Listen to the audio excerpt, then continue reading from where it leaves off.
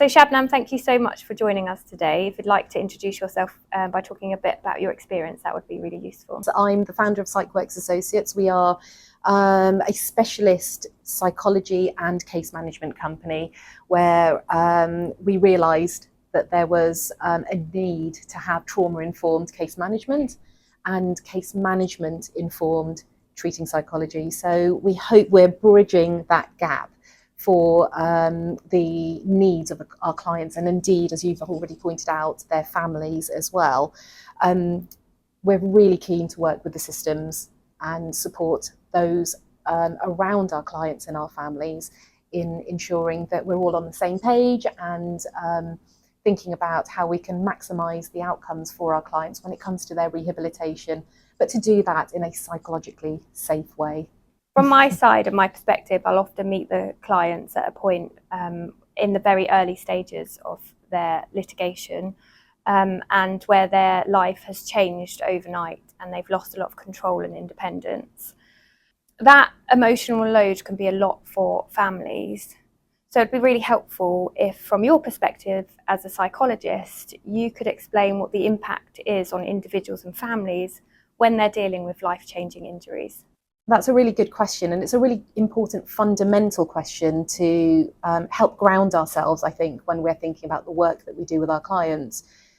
It's a broad brush of a category, if you like, life-changing injuries. It can impact our clients emotionally, physically, cognitively.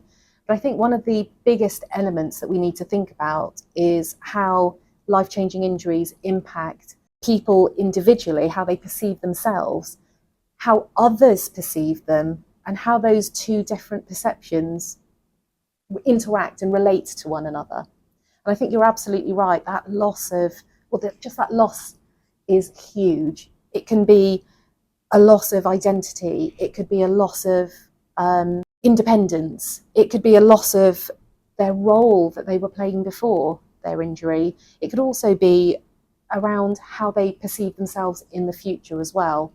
So there's a lot going on. So in a way, it's not just about the life-changing injury itself, it's about the disruption of that in one's everyday life. And of course, it's no different for families. They are also experiencing something pretty major in their own lives and how they're relating to the injured individual. So roles can shift overnight. Routines suddenly become different and often far more complex, involving lots of other people. It might be that there are financial pressures building up. It could also be that the emotions are running high, and almost certainly that emotions are running high, and that we're also dealing with guilt and frustration, sadness, maybe even grief and resentment.